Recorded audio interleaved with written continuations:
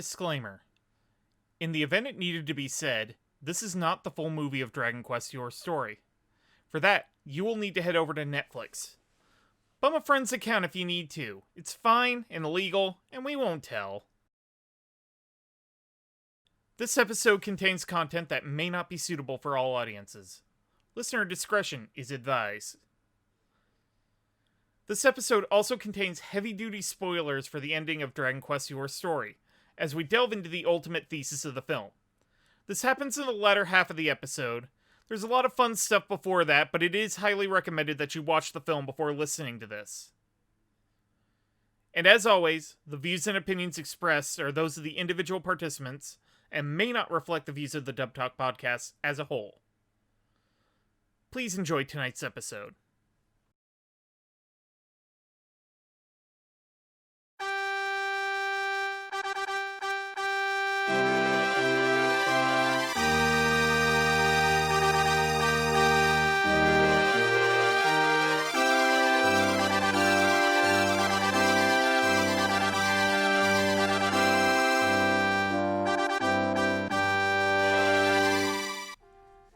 Hello, fellow adventurers, and welcome to another episode of Dub Talk, Summer at the Movies, Season 4. Can you believe that we have been doing this? This is our 4th year. Like, this is nuts. It's pretty nuts, In any case, I am Roots of Justice, and joining me today is Andrew. Please, we're going on a quest. Know me as my distinguished moniker, the Classy Spartan. Anyway, hey, that's a good adventurer name. Come on. Why you gotta be like that? All right. Today we are covering the, shall we say, infamous Robot and Shirogumi Inc. film released on Netflix earlier this year, Dragon Quest Your Story. It's not their story, it's your story. It's our story. It is our story to tell you, dear viewers and listeners. And it is our story to tell you about their story. And then it's your story to listen to our story telling you about their story. Wait, but if it's your story and it's their story, but where's story is our story, then who the hell is writing this synopsis? Wait, if you're here, and I'm here, and the audience is behind us, who's driving the bus? Dun dun dun! Actually, wait, no, it wouldn't be a bus in this scenario. There are no, okay, I was gonna say there's no technology in this world, but that's not 100% true. No, I was gonna say, no, there's no buses here. Would it be a cart, or would it be a ship, or... No, wait, no, you'd fly either a dragon or a behemoth. Behemoth. Silly. Anyway, I have a very brief plot description here from Netflix. Luca follows in his father's footsteps to rescue his mother from the evil Ladia. Finding the heavenly hero who wields the Zenithian sword is his only hope. And that's a very brief, that's a very brief but firm yet fair plot synopsis for what this movie is, though. And that's all the film is about. Yeah, for the most part, it's pretty much just... I believe it is a straight retelling of the story of... It's Dragon Quest V, Hand of the Heavenly Bride. Okay. And it is just an adaptation of Dragon Quest V, Hand of the Heavenly Bride. Yes, it is. Nothing more. It is just Dragon Quest V. Just Dragon Quest V. The Super Famicom game from the 90s. That has been ported to basically everything under the sun. You could probably play it on an ATM at this point. It's basically Doom. I mean, it's all, I'll say this. It's the kind of thing where there's a lot of different Dragon Quest games out there. I'm particularly curious why they decided to opt for 5 for this particular film adaptation. I'm guessing maybe it was an anniversary of the game, or maybe the people doing it just really like Dragon Quest V. I'm honestly assuming the latter. That's kind of what I'm assuming too. Yeah, because there's Dragon Quest V, for those who do not know, is a very cult classic Japanese RPG from Square Enix, character designs by the famous Akira Toriyama. It may not have like a huge presence here, but it's been growing in due time. It's humongous in Japan. This series is humongous in Japan. Holy crap. Yeah, it is definitely very good and very popular. Just don't tell the Smash Brothers fans. Oh, God. In North America. Oh, God. Watching people be so mad. What's this hero guy? He doesn't matter. He's not important. It's like, oh, my God, you fucking fools. You goddamn fools. You people got fucking Banjo-Kazooie not a half an hour later. Exactly. Like, who the fuck cares? Shut the fuck up. Besides, this is totally the closest you're gonna get to getting Goku in Smash. It's straight up Toriyama. This is the best you're gonna get. Like, fuck you, Dragon Quest and Smash. There we go. That's the spirit. I was waiting for that. You know what? Yeah. But anyway, we've been rambling on long enough. This obviously is an anime film, and anime films that we talk about here have dubs. Dubs have staff. Do they? Who work on them. I just thought it was all pure magic and black magic and kersplooshing and kersplashing and all you sploosh it all enough to get a good dub. I thought that's how it worked. It's mainly just people talking into microphones and other people on computers. Sounds about right. Who are the people behind this one, actually? I'm curious. So, other than, casting and engineering and all the behind-the-scenes work that gets done for anime dubs, today we only have one real person to talk about in terms of both the voice direction and ADR script, and that is a man by the name of Michael Schneider. Okay. Interesting. What's he done? And of course, this dub is being done at NYAV Post. You would know Michael Schneider's work mainly from his engineering, which he's actually done a surprising amount of engineering for Funimation dubs. Really? I actually didn't know that. Okay, so he did some, little episode-to-episode engineering gigs for stuff like, Tokyo Ghoul Re, Slime Time, Radiant. I'm guessing maybe there's just some actors from the New York area that he was helping record with. I'm assuming as such as well. But you would also know his direction and scriptwriting work from things like Makuya, Mirai, Okozin, and Promare, which you'll actually be hearing us talk about that a little later. Foreshadowing. But yeah. So Andrew, what did you think about the overall feel of the dub? I will say, for the most part, the dub sounds pretty good. You've got a nice amount of, you've got a nice amount of industry veterans, people that are a little fresher faced, some people who do, video game voice work that don't typically pop up in anime. NYAV Post is pretty good about getting a nice, distinct, unique cast from all over the US of A and then some, because you've got people from New York, you got people from California, sometimes you get people from Texas. I don't think there's any Texas people in this one, but yeah.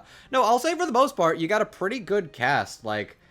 Some people sound pretty good. There's one or two that I thought were especially impressive in hindsight, and the lead is definitely the lead is somebody I don't get to hear in too many anime anymore, so it's nice to see him in a leading role. I will say the script adaptation is pretty good too. This sounds like a dub that's in a fantasy, somewhat video gamey world. You've got some bits of campy dialogue, some callbacks.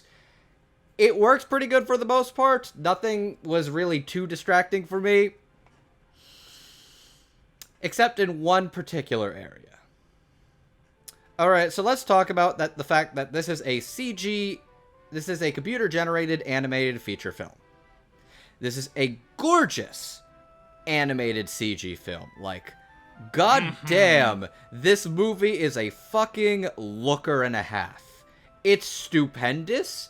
There's all sorts of great hair texturing. You've got all sorts of great scenery, character designs. You've got very, very expressive character motions and movements, too.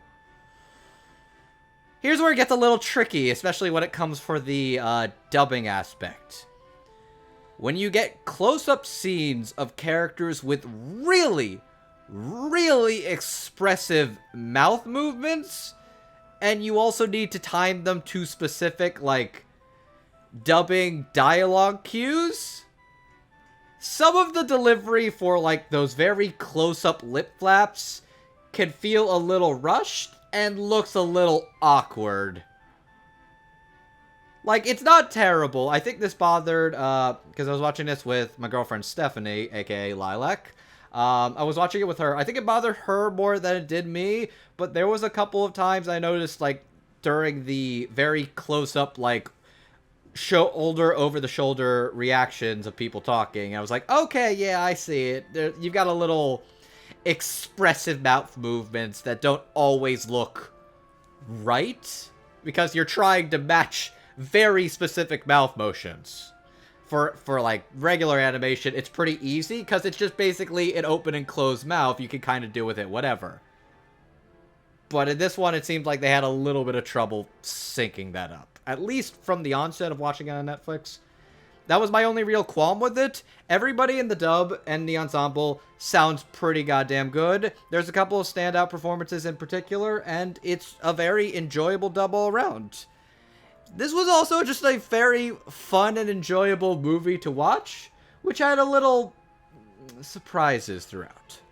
All in all, this was kind of one I did on a blind whim, because you wanted to watch it with me for Summer at the Movies. I'm glad I got to watch it with you to talk about it, because I have things to say. Boy, do I have things to say. But yeah, I think we all have things to say. For sure, but all in all, Michael Snyder did a pretty good job. Yeah, I actually largely have to agree. The script writing was very punchy, and it actually, in particular with one specific character that we'll be talking about here in a little bit, but broadly is not quite the same level broadly, but with, again, one character in particular, it very much felt like an 80s cartoon. You know what? The way that their dialogue was written. I could see that. This does feel like it feels like one of the good 80s cartoons. Like, it doesn't feel quite as cheesy, but I can definitely see what you mean. There's definitely a little bit of that tongue-in-cheekness in the script. Oh no, it was very cheesy, but the good kind of cheese. The kind that, like, when you tear it off a slice of pizza, it trails a little bit, but doesn't hang on too long. There we go. That's a good descriptor. I mean, it's a New York AV dub. You might as well talk about good New York pizza. Don't come at me with that Chicago deep dish shit. Hey, I mean, Chicago deep dish is good, but it's just not pizza. It's like a cake or a pie. It is a meat pie. It is very much a meat pie. My favorite clip of The Daily Show is still when Jon Stewart was talking shit about Chicago deep dish pizza, and especially I love that. Complaining about a certain somebody eating pizza with a fork. That's a classic. All right, Dragon Quest. Yeah. Again, the dialogue is very punchy. It is very reactionary. Big reveals are dropped left and right, and you just get, a lot of back and forth. Mm-hmm. And it sounds really good. One thing on the engineering side, though, I do have a gripe about, but that is attached to a very specific character. Mm-hmm. And even then, it's just a little bit of a nitpick. In terms of direction, I hadn't actually heard much about Michael Schneider before we sat down to do research on this episode. So, like, he feels like a pretty fresh face coming from the engineering side, from the sound of it. And I happen to really like dubs directed by directors who have come from the technical side of dub production. They definitely have a sort of, I want to say they have a crisper feeling to them. Like, they have, I don't want to make broad generalizations, but it seems like the directors who come from sort of an engineering and audio production background seem to have a firmer idea of the kind of voices they want their characters to have. Whereas I would say somebody who comes from an acting background, at least in personal opinion, feels a little more of a free jam kind of situation, which I happen to really enjoy as well. Actual back and forth between director and actor to actually find a middle ground to, yeah. No, I got what you mean. It's the idea of coming from the background of working behind the scenes and having a good idea of what you want for direction. I think I've heard one or two of Michael's dubs before, and I was super impressed with both of them. So, Dragon Quest was a very good dub to listen to. Sometimes it's some nitpicks with watching said dub in regards to, like, extensive flapping, but honestly, that's more of a nitpick in hindsight. Yeah, I will admit the lip flap kind of thing is a little odd as well. But then again, I'm also the person who hosted the Shin Godzilla OVA a couple years back, so I also had some pretty firm things to say about the idea of lip flaps in live action dubs. No, that's fair. I mean, it's not gonna ever be one. It's never a perfect science, which, having learned about the Japanese voiceover industry, sometimes they don't even give a shit about matching the flaps. Right. It's just one thing that if you're watching this dub, it is something to be aware of. The mouths do not match the dialogue. It's not a deal breaker. It just is what it is. It's not a deal breaker, but it sometimes can be a little jarring if you're, like, kind of zoning into it and you're like, oh, that's weird. Yeah. So overall, on the technical side, this is a very polished, high-quality dub. Kind of the thing I would expect to come out of a Netflix production, where they are really insistent on, across the board, all the languages that they record dubs in just being consistent, high quality, and gets the job done. Mm-hmm. And this very much does so. That it is. So for our first batch of characters, we have our hero Luca's mother and father, Pankraz and Mata.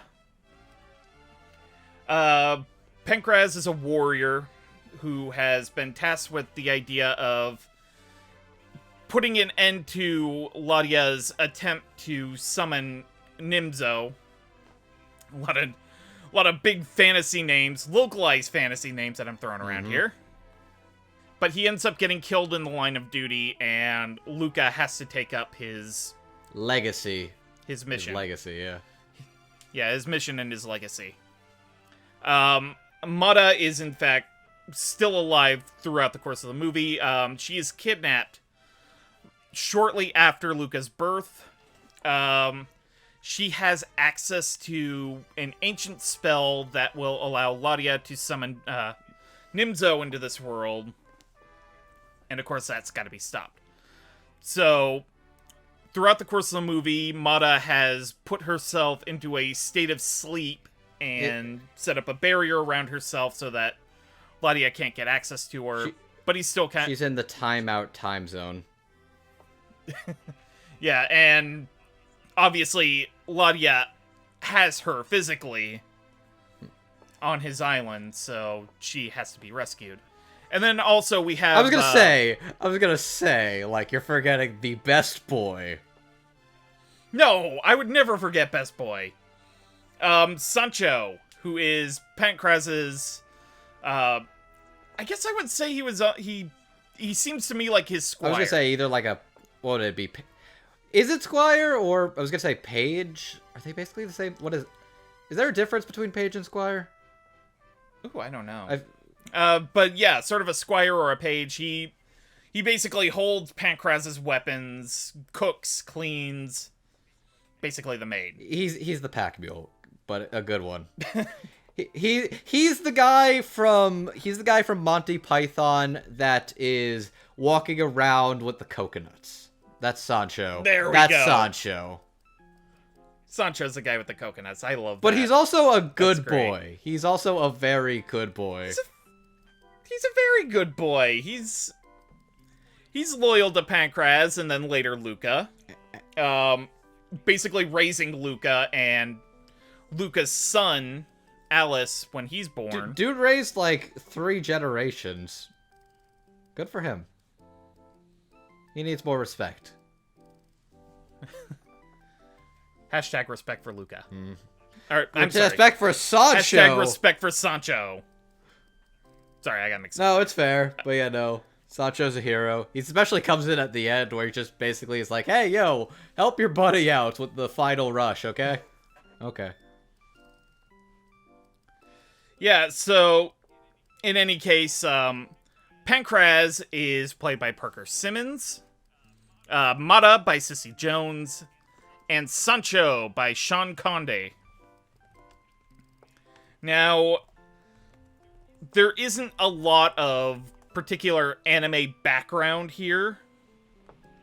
I think closest in this category is Sean Conde, who I believe has done some roles here and there in Fire Emblem Heroes.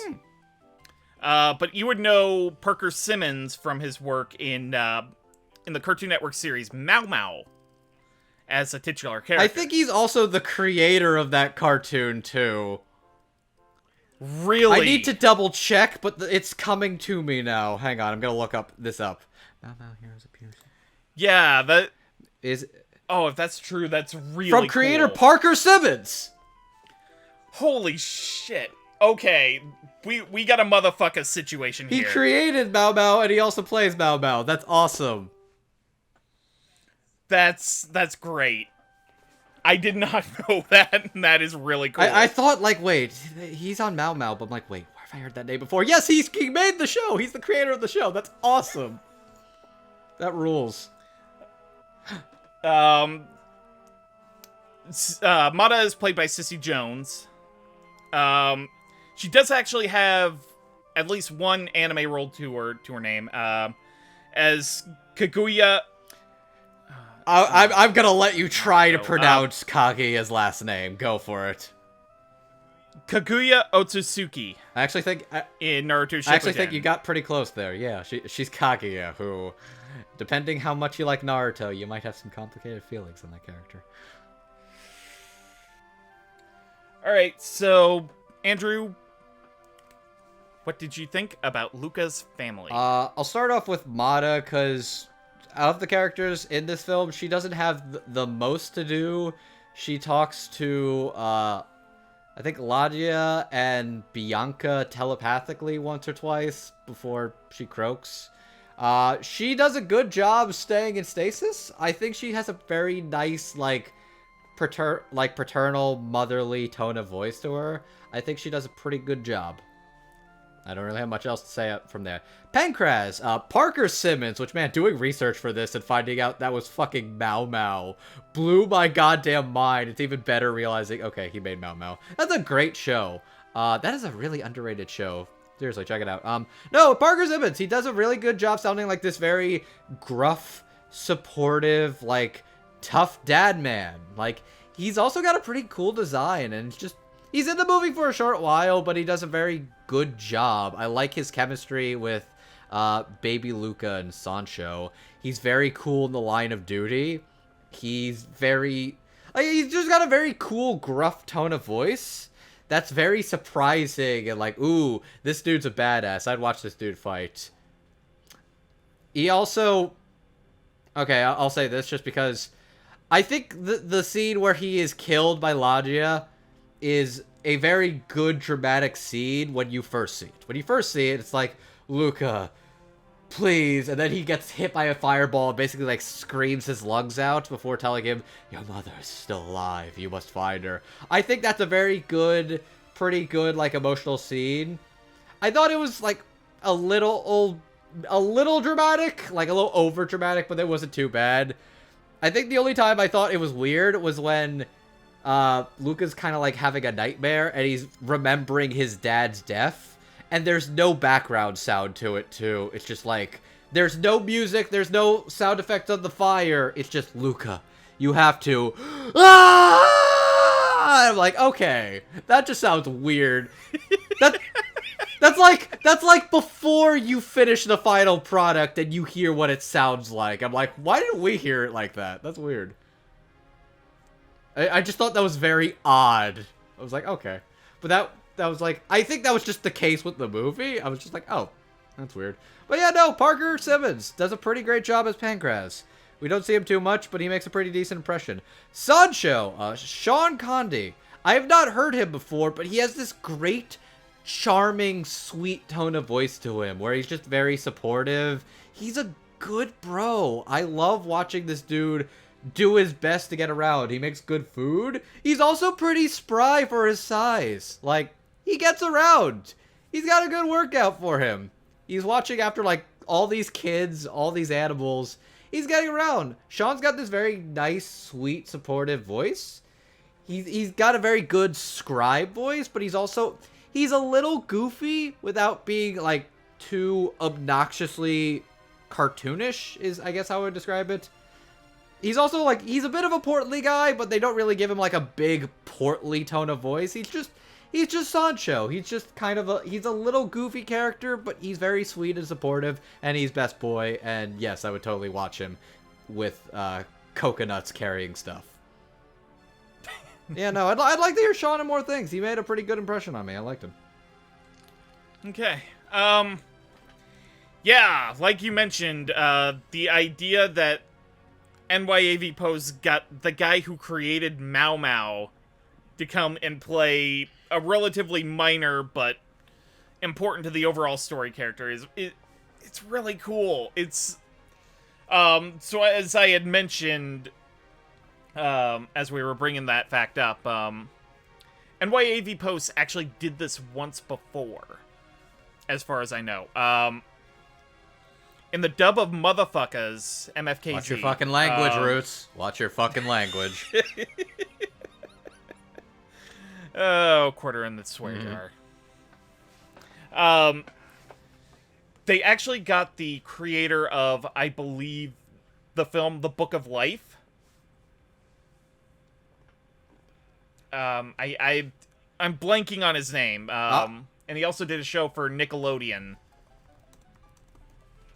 But they got him to do a voice of a luchador named El Tigre, who basically has a tiger head. Jorge Gutierrez? Jorge Gutierrez, thank you. Okay, I got you. Anyway, really cool to see, like, Western cartoon creators get roles in anime dubs. I mean, at this point, like that's really at this badass. point, the current generation of cartoon creators are basically the huge weebs they were raised on anyway. So it actually makes a lot more sense when you think about it. Yeah, I mean, it absolutely does make sense. It's just really cool. Oh, for sure, for sure. And I want to see more of it. Like, if I could one day see, like, Pendleton Ward in a, like, one of those big, we're submitting to this to the Academy anime films, like, I would be really happy. Yo, I'm all for that. Get, like, Ian... Or J.G. Quintel. Ian Jones Quarterly, Rebecca Sugar. Let's get all the weeb creators in on this shit. Let's do it. Thorop Van Orman. Mm-hmm. Anyway, yeah, and unfortunately, both Pancraz and Mata don't really get a lot to say. But I think Parker Simmons and Cissy Jones did a really good job with what they had to work with. I mainly just wanted to include them in the episode because, as little as they say, both characters have a very big presence in the film. Sean Condy and Sancho. Like, he's just this lovable, emotional, lovable doof. Like, that is the best description I can think of him. Just the lovable This doof. dude will show up to your graduation and will cry harder than you've ever seen anyone cry in your entire life with the giant Ghibli tears just because they're so proud of you. That's who Sancho is. Like, you look to your left, your parents are proud of you. They got a little tear in their eye. Look a little bit to the right. You see Sancho. He's just bawling his eyes out. And he's sitting in front of a cake he made for you. Like, congratulations for graduating. Just this big 3-tier cake. And he's crying in front of it, because he made it. Because he's proud of you. Bless his heart. He's very doting and fatherly, especially later on in the film when Alice is born. I just love the performance so much. It's just so good. It fits the character design so well. Like, it is probably, other than one other performance we'll be talking about toward the end of the episode, I think it's one of the most perfect castings of the film. Alrighty. So next up we have sort of Luca's primary supporters for his quest with the Zenithian blade and finding its true heir. And basically doing support stuff. They're good support. We have Dr. Aegon, who I did not actually Okay, when I was first watching this movie, it didn't actually hit me that his name was Dr. Agon. And I was just like, oh, okay, that's a doctor dude. He's got a thing going on. Until I was talking to people after the fact, they're like, isn't there a guy in that movie named Dr. Agon? I'm like, wait, is his name actually? His name's actually Dr. Agon! Are you fucking kidding me? Oh, I love this. Oh, I love stupid shit like that. localizations. You'll never guess what he is. You'll never guess. You'll never guess! Oh, son of a bitch, I get it now! Wait, did you not get it? I did not get it! I just looked at it on my screen and it's Dr. Aegon. Oh, is he perhaps referencing that he kind of looks like Egon from Ghostbusters? No! He's a fucking dragon! Dr. Aegon! Fuck!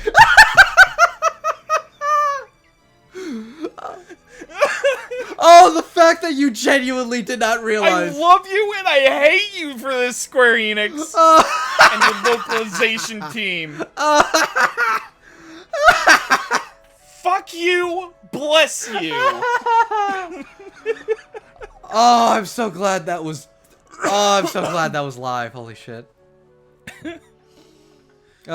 Oh, but if that didn't tip you off, he's a fucking dragon. Yeah. And then we also have Bjorn the Behemoth. Behemoth. What a fucking race name. Behemoth. Behemoth. Behemoth. It's so fun to say. Behemoth. Behemoth. Behemoth. Alright. He's a giant demon dude that Luca fights in order to gain the Zenithian blade. Bests him in combat, and then he shows up later to help with the raid on Ladia's castle. He spares him, and then he becomes a bud. Good bud. Good moosey bud.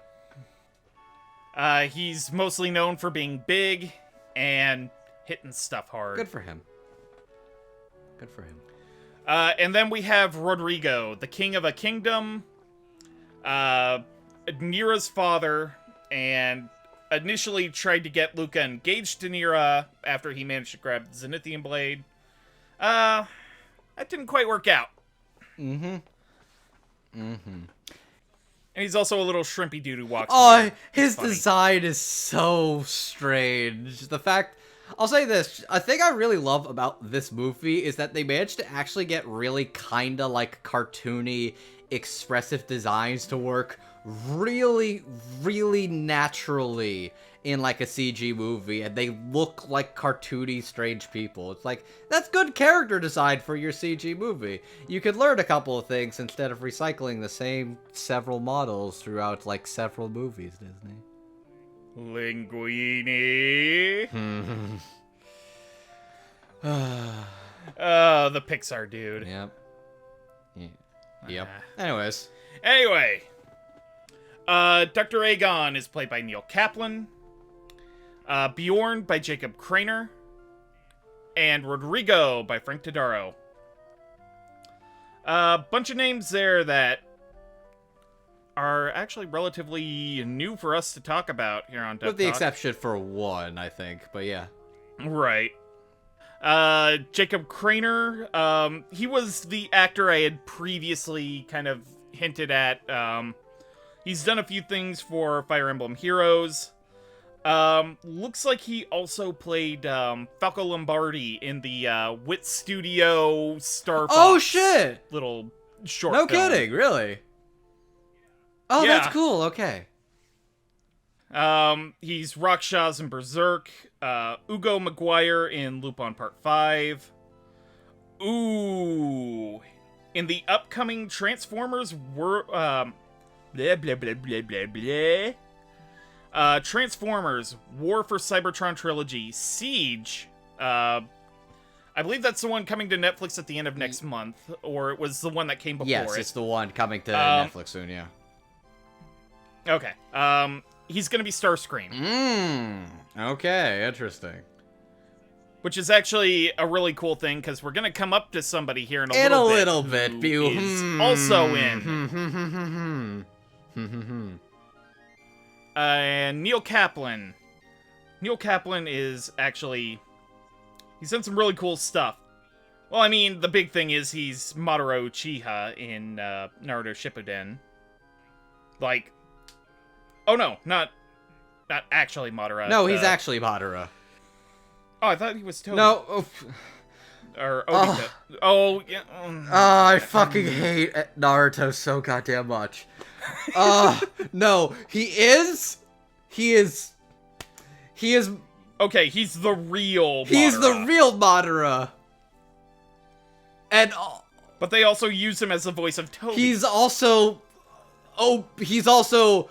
the masked man Toby. Who's God, I fucking hate Naruto. Fuck. And they also got somebody completely different to play the actual fake The Madara. same character has like 5 different voices. It's ridiculous. Anyways, what else has Neil done? Oh, wow. He was Hawkmon in Season 2 of Digimon. Wow, I did not know that.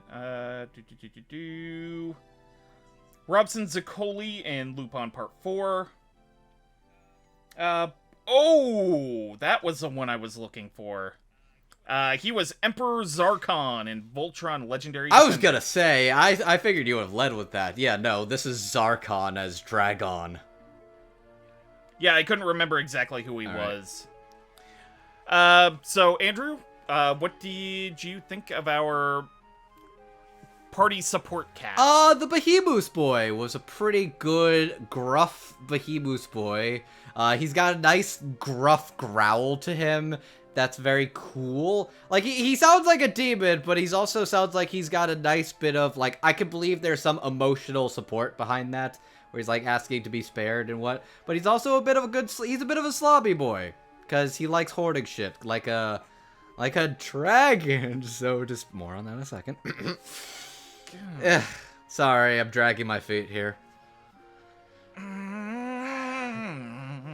Alright, yeah, no, Jacob does a pretty good job as the Behemoth. He shows up in like 2 or 3 scenes, but he's got a very fun design, and I think he's got a good job with the growl action scene. I very much was amused by the fact that he's like, it's time for barbecue. I'm like, okay, that's a little corny, but that's cute. But yeah, 80s cartoon. 80s or 90s, take your pick. Rodrigo, Frank Dodaro. I've actually heard in a couple of different anime stuff in recent times.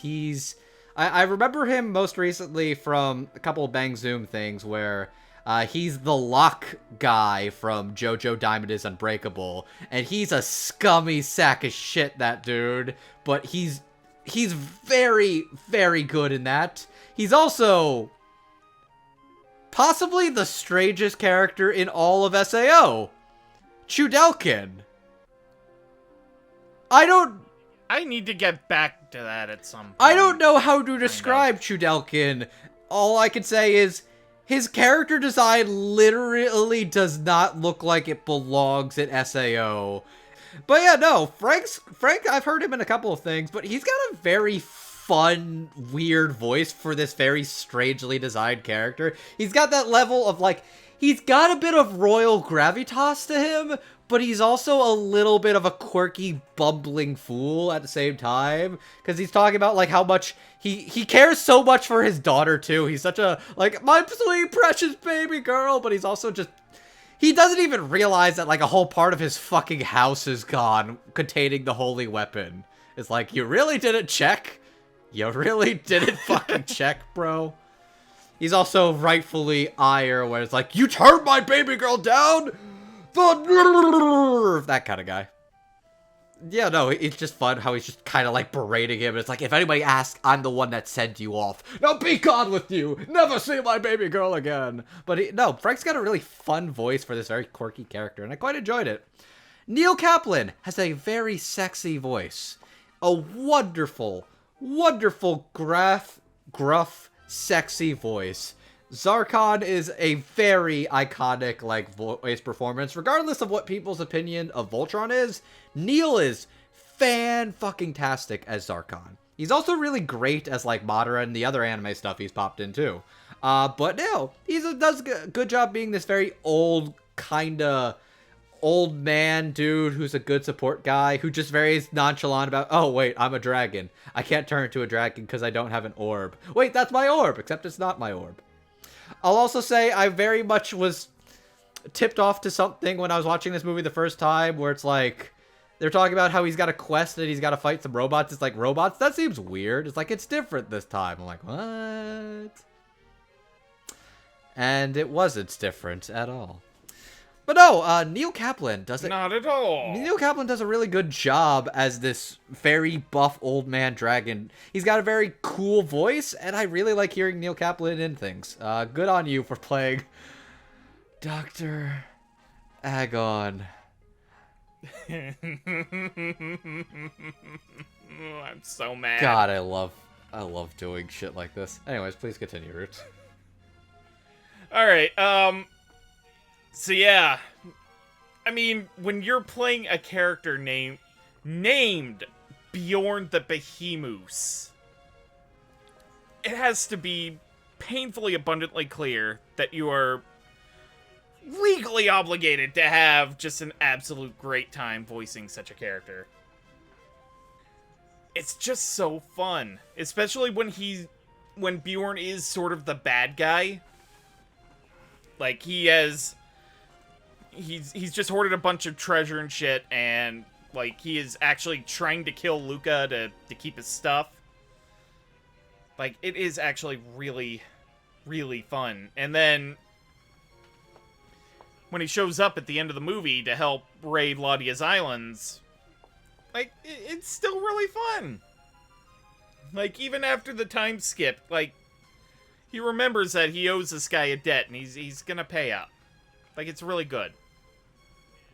And Frank Todaro, and Jacob Craner, I think he did a superb job. Obviously, he's not new to the voice acting industry, just kind of new to anime. I hope to hear him in more things. Frank Todaro as Rodrigo. I largely agree with the stuff Andrew has said, but I would like to just add that it is, like, 50s Disney movie royalty voice.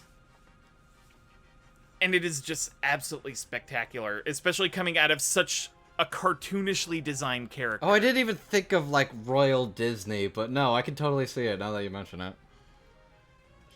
Like, it's just so fun to hear, like, this goofy voice coming out of the one character that seems awkwardly translated from Akira Toriyama's original designs. A little bit, yeah. But I don't want that to sound as a complaint. It actually, like, really helped with the character that he was designed so strangely. It definitely left an impression, that's for sure. He's just so short and squat with, like, little noodle limbs. And he's just got these these big poofy shoulders too, and just the strange hair and the tiny scepters. It's just delightful. And of course, I have not seen a voice acting role from Neil Kaplan where he's done wrong. I mean, his characters have done wrong. Oh boy, have they.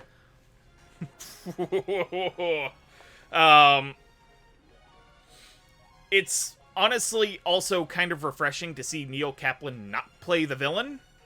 I know he hasn't in the past. Like, there's a really big one he's done that I didn't mention because it's listed under another name that he uses on ANN, so I'm just going to leave it at that. Where he is very much a mentorish good guy, but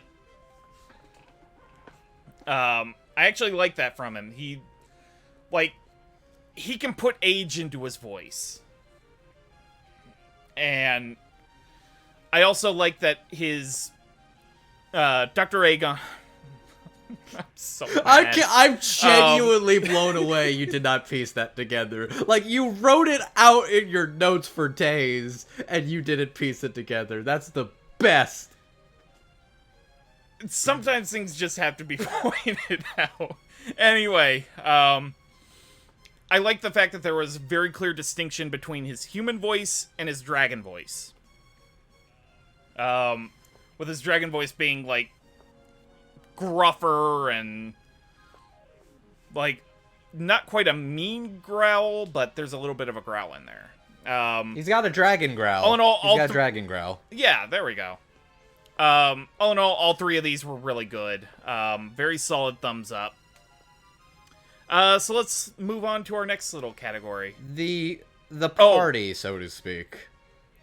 Yeah, actually, before I do, there is one other thing about Dr. Aegon I wanted to, like, bring up real quick, and that he has some of the best line deliveries of the movie. Like, after the 8-year time skip where he meets Luca again, he doesn't remember him, and then he's just like, "Oh yeah, you're Captain Stinky." Oh yeah, no, I forgot about that. I love the way that he calls them Stinky. It's like the old man who doesn't care but actually cares a whole lot. Yeah. I didn't even think of that. Yeah, no, the way he just delivers the phrase "stinky" and makes it sound cool is amazing. Yeah, I bring that up because it's going to be important in the next category. So the actual adventuring party, you don't actually get to see them do much in the way of adventuring. But I would imagine, just because that was... I would imagine there's a lot more adventuring in the 50 to 60 hour plus video game that is Dragon Quest V. I mean, some sacrifices had to be made. Of course, it's like an under 2 hour movie for a 50 to 60 hour game. You work with what you got. Yeah. So we have, I believe she was a mage in the game, but Nira, the Princess of a Kingdom, out of a deal Rodrigo made with Luca, her hand was offered up in marriage if he could slay Bjorn, which he technically did. Basically, the arrangement was slay to get lay. Oh, god damn it. God damn it. You knew what you signed up for. I knew you had to go there. I knew you had to. I just didn't expect you to. I love you, buddy. Anyway, offered her hand in marriage, and he was about to do it. Then he realized he had feelings for another. That other is a fellow party member, and like she's sort of dressed like a barbarian, but she's a mage. She deal. looks like she could be either or. I actually wasn't sure which one. Yeah, me neither. Dragon Quest V is like on my eternal list of backlog games to get to. So feel free to leave a very angry post in the comments. Actually helps out the channel a lot. Thank you. Thank you. For being so mad at me for not understanding Dragon Quest V Hand of the Heavenly Bride. God bless. Actually, I could just look up what class she is. I'm kind of curious now. Class. Anyway, her name is Bianca, and Luca helped her on a quest when he was a child, and she rejoined the party as an adult. Through a little bit of soul-searching with a potion Nira gave him under disguise, Luca actually realizes he is in love with Bianca, and decides to marry her, and has a kid with her. And then they both get turned into stone. Don't you hate? It's one of the trials of marriage, kids. And then we have Henry, a young prince who voyaged with Luca for a little bit when they were kids. They both end up getting kidnapped when Pancraz was killed by Ladia, sent to his island to do forced labor, and they escape by, and I shit you not here.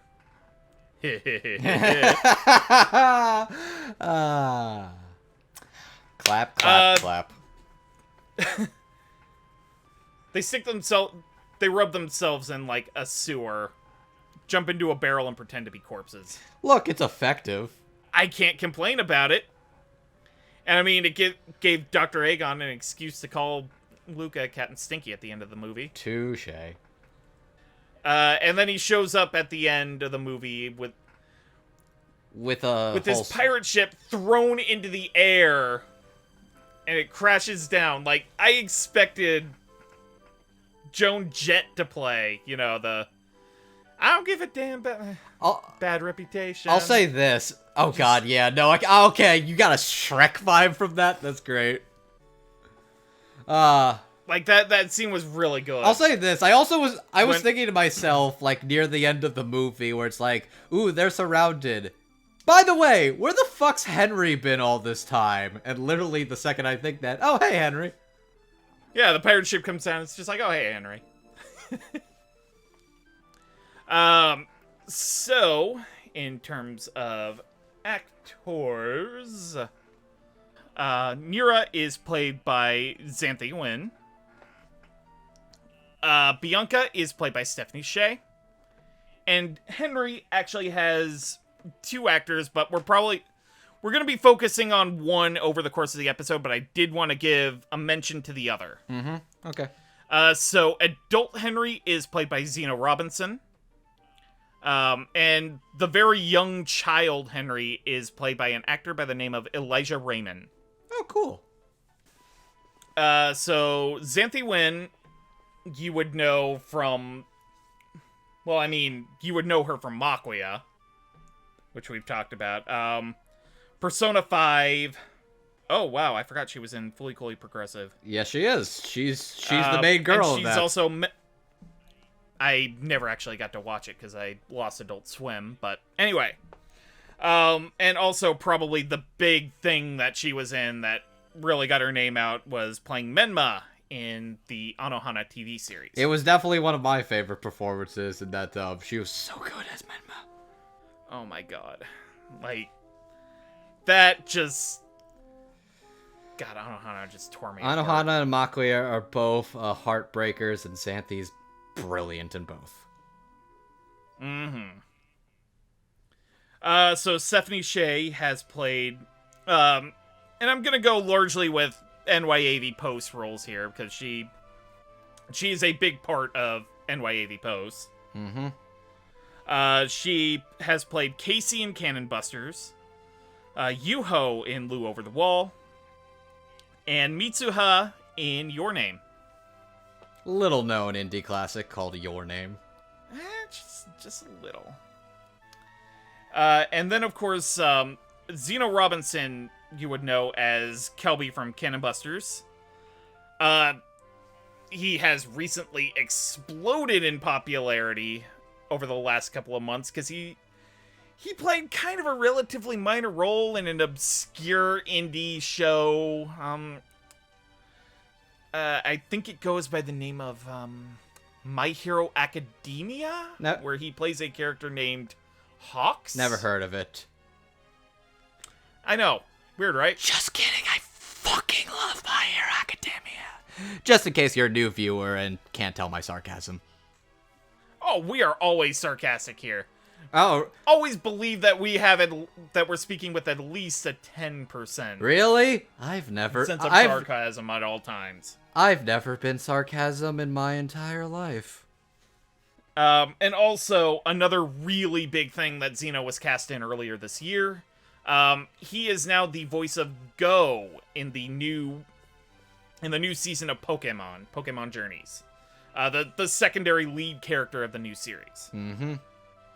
And I can't actually think of any major roles for Elijah Raymond off the top of my head, because I believe he's a child actor. Yeah, that's a thing for sure. I think the neat thing about NYAV Post, as we've discussed a couple of times, they actually get child actors for their dubs, which is really interesting. Yeah. Yeah, this seems like his only credited voiceover role, as far as I can tell. The rest are shorts. Nice. All right, so Andrew, what did you think of the party? Of our supporting party? I'll start off with Elijah's pretty good, but he's only really got 2 lines before he gets swooped away. Zeno as Henry, though. Zeno's really... If he's not on your radar yet, he goddamn should be. This dude's stupid talented, and I'm still trying to track down what his exact tone of voice is. It's very impressive. He does a good job making Henry sound like this very... Like, as a baby boy, he's kind of a stuck-up rich kid, but as, like, when he's enslaved and, like, when he becomes a better friend to Luca, he's a good old, like, bud. He's kind of tactical, he's kind of a little smug and goofy, but he's also a very, like, loyal, dedicated friend. He's got some very nice, comedic dialogue with him when they're trying to disguise themselves in sewer smug, and he's just so like, oh god, is this actually what we're doing? And it's great. And I actually thought, like, when he's parting ways with Luca, because he's going off to basically finish the quest, so to speak, when he parts ways with Luca, it's actually kind of emotional, because you can tell he wants to be stuck up and smug, but he's like, no, wait, I actually really was super touched by everything you and your dad did for me. I'm alive because of him, and I'm grateful for you. You're my friend. You were my friend through all of this. I got your back no matter what. I thought that was a really good scene, and Zeno did a great job, though that was one of the moments where I'm like, okay, trying to match these very specific flaps might have hindered it a little bit.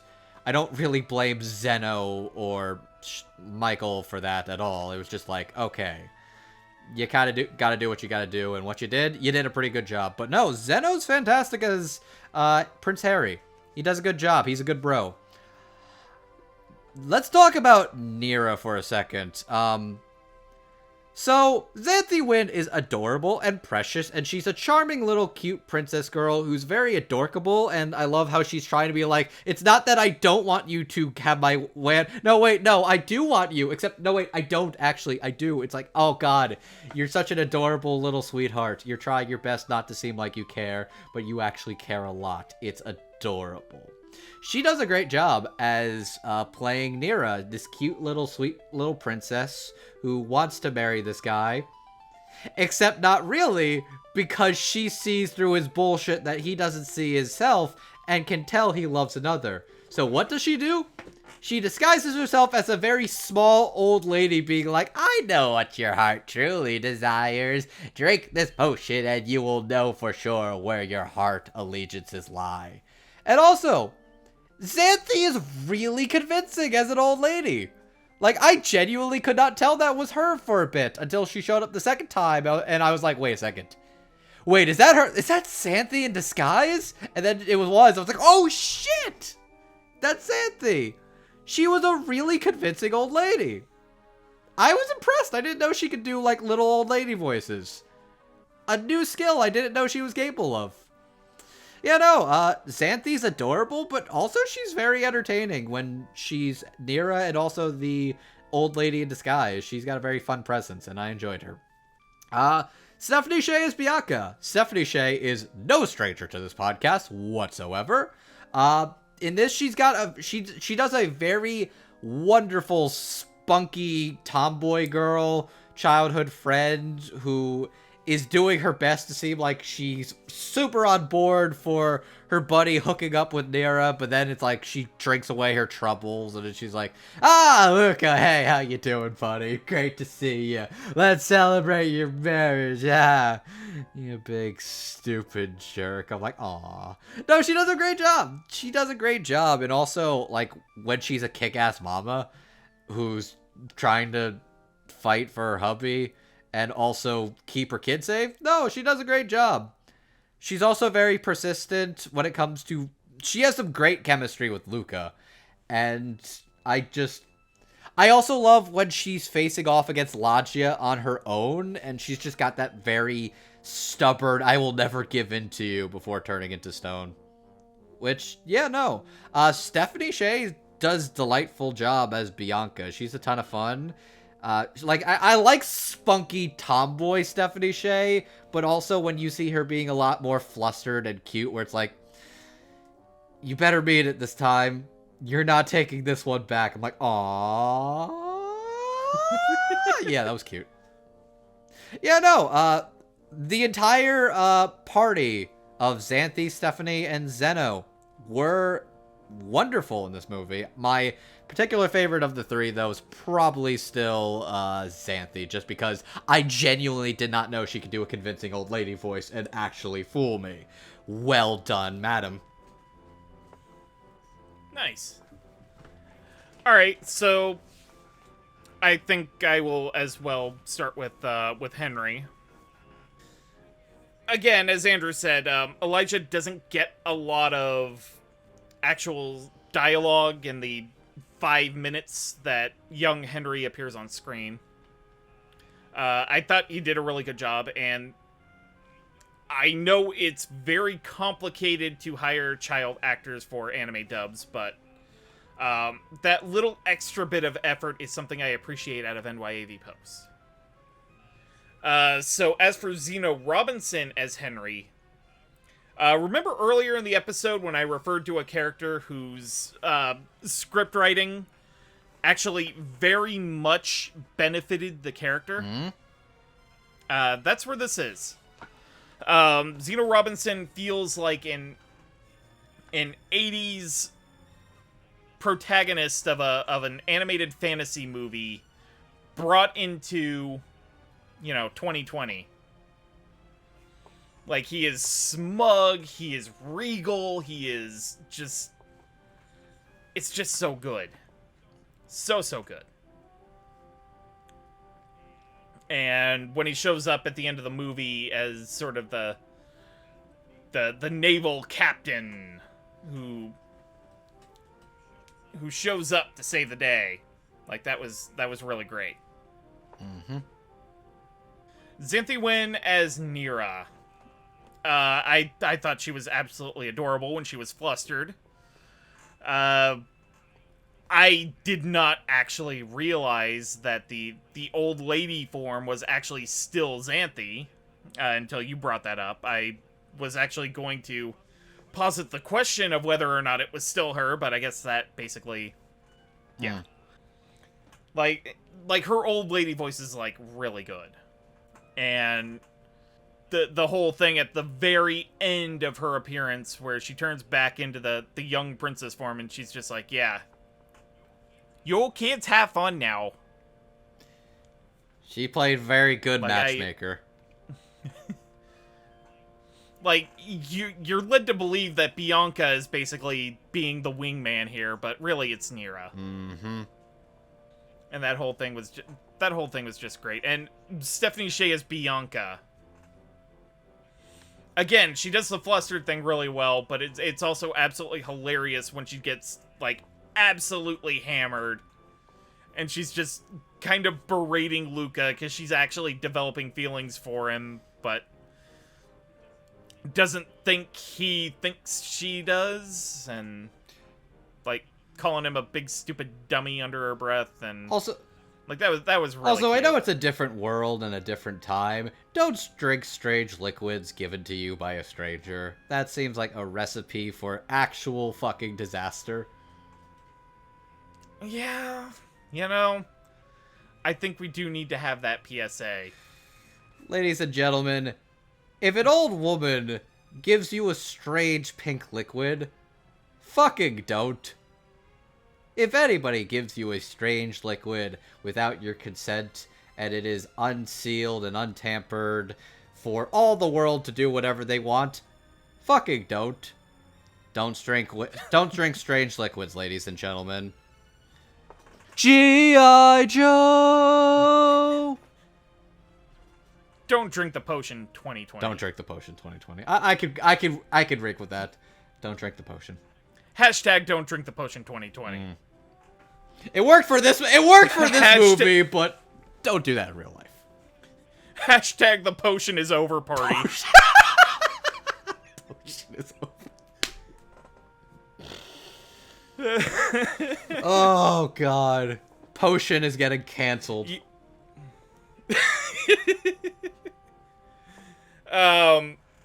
But when Stephanie Sheh is actually playing the motherly role for, like, the 10 seconds she gets to before she's turned to stone, that's, like, I also really like that. And then when she's also trying to fiercely protect Luca's mother and ultimately sacrifices herself by being turned into stone by Ladia, like, that was also really dramatic, shouty, and I really liked it.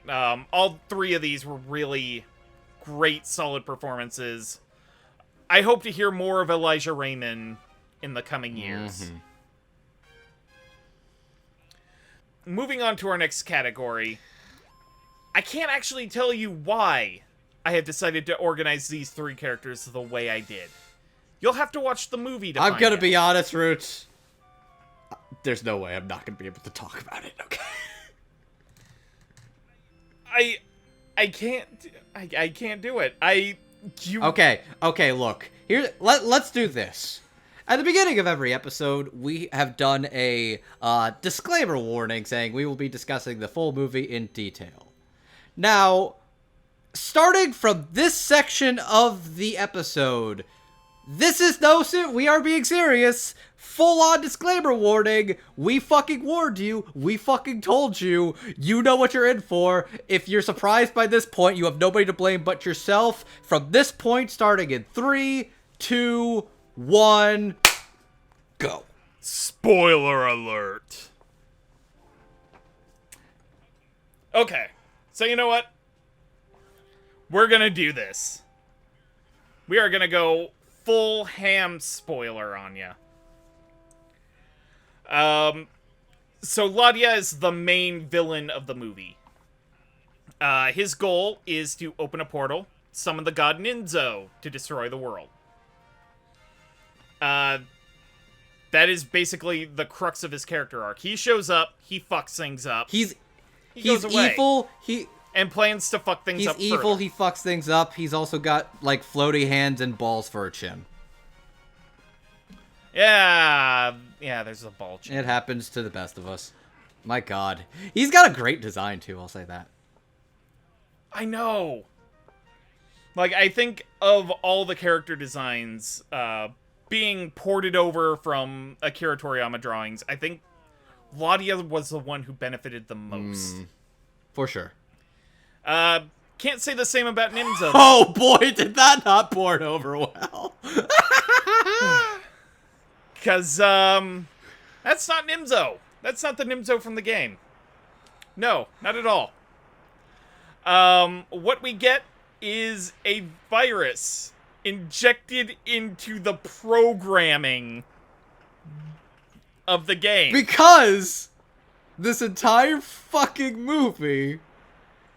It's a simulation. It's not even just the game, or it's not even the world in the game. It's a VR, like, deep dive simulation of the game. And just some anonymous hacker injected their virus code into the final boss enemy of the story of Dragon Quest V, which is Nimzo. So... And the entire purpose of injecting a virus into the code of the game, specifically into Nimzo's code, to create this being, was to just show up, walk up to the protagonist, and just say, "Fuck you, you suck." It's literal. That is the entire purpose of the reprogrammed Imagine Nimzo. going through several hours of, like, a video game. Imagine spending what you think you feel is your entire life inside of a video game for the final boss to be a virus program made by some, like, 35-something-year-old nobody in his fucking basement whose literal purpose is to say, "Lol, you're a fucking noob, get wrecked, cucked." That's what Nimzo is! That's actually what he is. Literally, the message from his creator is, "Man, you're a fucking loser who thinks video games matter. Eat shit." Like, literally, verbatim, the message the virus delivers to Luca is, I believe it's just simply 2 words. Grow up. No, it's actually something more. It's basically saying, "Haha, you suck. Grow up." Yeah, but I mean, literally quoted from the character of Nimzo, it's grow up, find another hobby or something like that. Let's just say, to say this went over poorly might be an understatement. I will have thoughts about this in We'll final have thoughts on this in final thoughts. We had to talk about it. You can't just sit here and chain me like this and tell me I can't talk about it. That's why I had to put the extra disclaimer warning. Yeah, and, you know, I'll probably throw a time code into the... For sure. Into the down below, just to make sure. Also, let's talk about the other best boy. Oh god, okay. The other really fun part about the ending. Gertrude the Slime. Gertrude has been, like, joining Luca throughout the entire party. He's been following him pretty much since his escape from the slave camp. He's been there through the entire movie. He's just... Because, here's the thing. The slime in Dragon Quest is probably... If you don't know what Dragon Quest is, you know what the Dragon Quest slime is. It is basically one of the most marketable designs in the entire franchise. It's just a perfect design. And it's a little goo-shaped thing. It's got a cute, dumb smiley face. Like, the design's almost perfect because I think Toriyama just... before Dragon Ball Z, Toriyama drew Dr. Slump. And in Dr. Slump, he would draw poo on a stick. Yeah. I'm pretty sure the slime is almost very similar to the poo on a stick. I do have to agree with you. It is more than likely just the poo smoothed out. Smoothed out. But yeah, basically that became one of the most iconic designs. And the slime in this movie, they name him Gertrude. He's a good boy. He's a sweet little friend boy. Steph and I were agreeing that... I thought his name was Gutri at first, but apparently it's Gertrude. Yeah, it's also something completely different in the Japanese version that was localized to Gertrude because that makes Of sense. course, I would imagine there's and I probably think- actual Japanese pun for what he actually is, but Gertrude is the English localization, and Gertrude is adorable and precious, and I love him, and the thing they do with him at the end of the movie made me lose my fucking garbage. So, one thing that you have to understand about slimes in the game of Dragon Quest is they are considered an enemy class, but they're not necessarily enemies. Depending on what game you play, some of them actually are sort of protagonistic in the way that they do things. They're more of a race. This is They're more of a race than an Yeah. enemy or antagonist. Some are enemies, some are bros. Pretty much. So, Gertrude joins Luca's party, follows him throughout the course of his adventure, and then at the very end, when Nimzo is basically trying to break Luca just to fuck with him, along comes Gertrude. Turns out he's a vaccine program. An antivirus vaccine program who has been...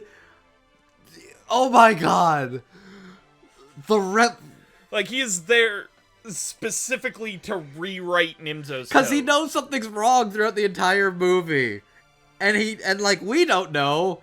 He disappears, like, literally during the final battle when Luca is facing off against Lachia, knowing it's coming, which you don't know it's coming.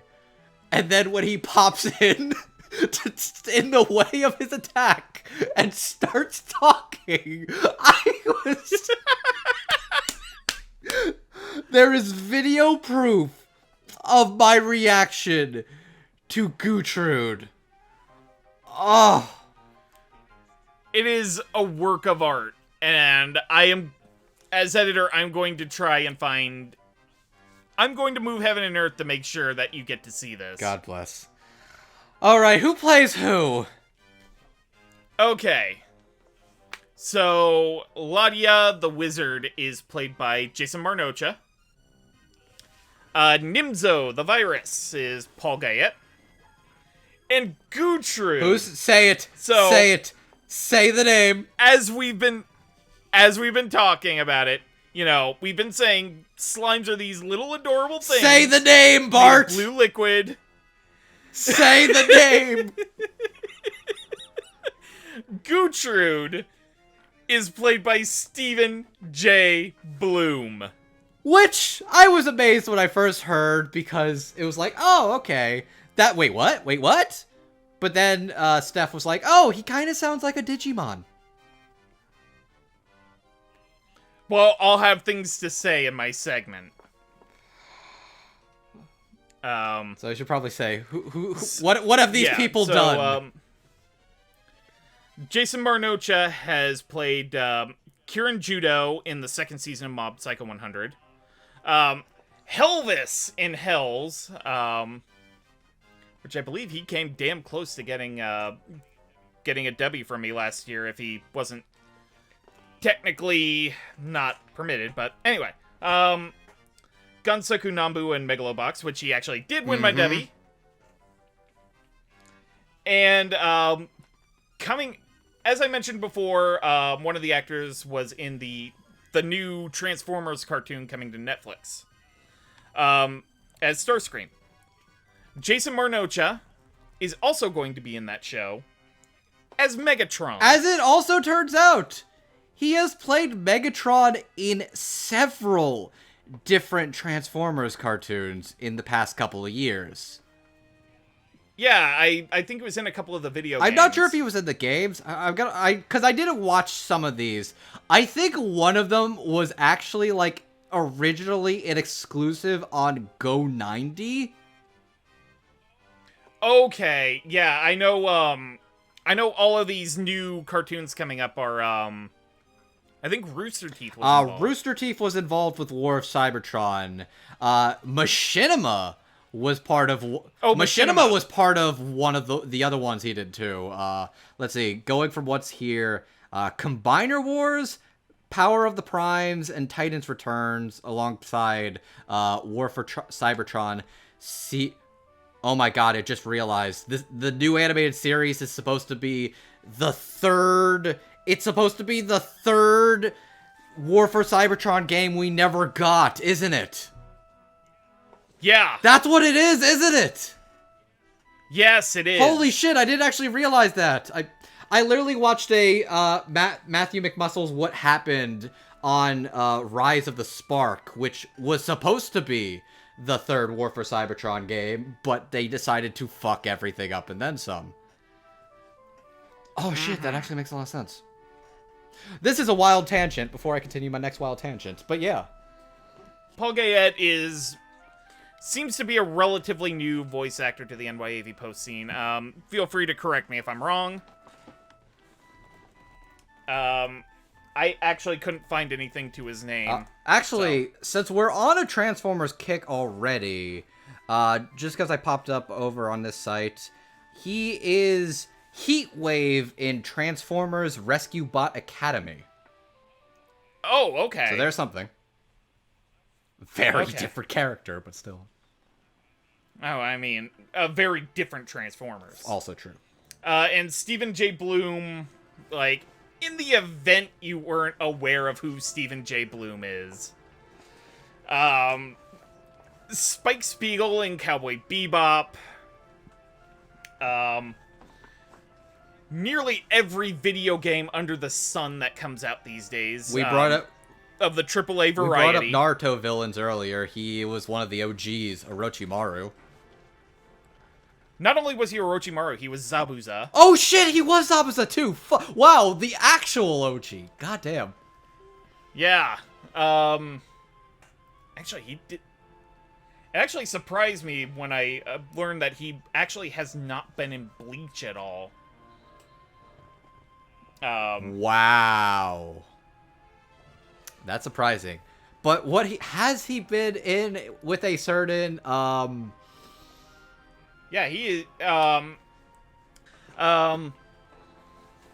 is actually a mainstay of a franchise near and dear to my heart, Digimon. Digimon, you say? Where he has played all of Veemon's armor evolutions in the second season. Flamedramon, Raydramon, and Magnamon. And more importantly, he is one of my favorite characters in the entire series, Guilmon. Which is probably the most important thing to mention with in regards to Gutrud. I think when I was watching this with Steph, she was the one that brought up to me, because I didn't grow up with Digimon. She's like, man, he does sound like Guilmon. Yeah. He sounds like Guilmon for most of the movie. Shall I go into this? Yes, please do. Okay, so I'm going to start with Steve Bloom, just because he makes very adorable little slime noises. He's fantastic. And then he talks like Steven Bloom, where he's got the deep voice where he's like, I'm an antivirus program. I've prepared a vaccine. And I'm like, oh my god, you don't just throw that to a guy. You don't do that to a guy. You don't just suddenly whip out the Spike Spiegel voice when you're going through a very cutesy for the entire fucking movie. You don't do that to a guy. Or at least you don't do that without proper warning. Like, that floored me. I just had to speak exasperated, because there's not much to really talk about the performance outside of that. But no, Steve Bloom does a good job. He gets that paycheck. And Gutrud is adorable, precious slime boy. He's part of the party. Paul as Nimzo. Okay, I'll say this. I actually get what they're going for with this. It's like, I sat on it for a while. I actually get what the surprise thesis of this movie is. It makes sense to me. Yeah. I mean, we can go more into the We'll get more of into that the in the end. thesis. I'm just going to say, for what this movie is going for, I get it. I do. I'm not as upset by this probably because I did not actively grow up with Dragon Quest V or was expecting like a straight adaptation. I didn't know what I was expecting for this movie. I just knew I was expecting, hey, this could be a fun movie. Boy, every time Nimzo literally changes the genre of this movie. He straight up changes the entire genre of this film. That's insane. The fact that he literally turns the entire world and basically de-renders it is like, what the fuck? But Nimzo's got this very cool, cold, calculating tone of voice that is not ready to play along. He's just like, I'm here. I'm here to speak very sterile, and I'm here to make fun of you. Get wrecked, scrubs. Like, it's literally just a very sterile, cold, calculating, like, higher being supervillain literally showing up into this action fantasy movie to say, you're a fucking loser. Is kind of, it's gonna floor you. And Paul does a great job with that juxtaposition. He does a great job, but still, holy shit, that's fucking crazy. Okay, so Jason Marnocha as Loggia is the best performance in this entire movie. He is deliciously evil. Delicious. He is chewing the scenery all the entire time. Like, he is radiating pure chaos, evil charisma. And you hear the change in the tone of voice where he's this evil, maniacal laughter. This is fun. I'm having fun. Kind of like a Joker Kefka-esque character. And then you also see, like, when he is basically, like, he is all-powerful, and he sounds much more... Like, when he gets angry, you hear the change in tone of voice, whereas, like, he literally, like, he's fighting Bianca, and he's like, I am done playing with you, child. Like, ooh, you hear the change in the tone of voice. It's really good. You hear, like, the gravel as he's dying and basically doing the one last fuck you by summoning who you think is Nimzo.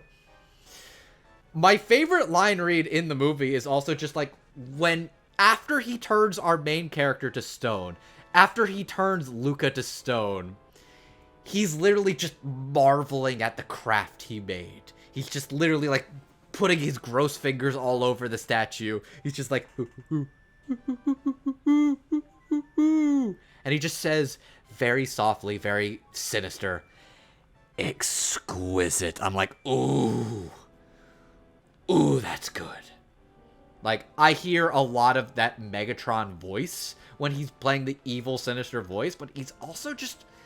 He's just a really good, sinister motherfucker.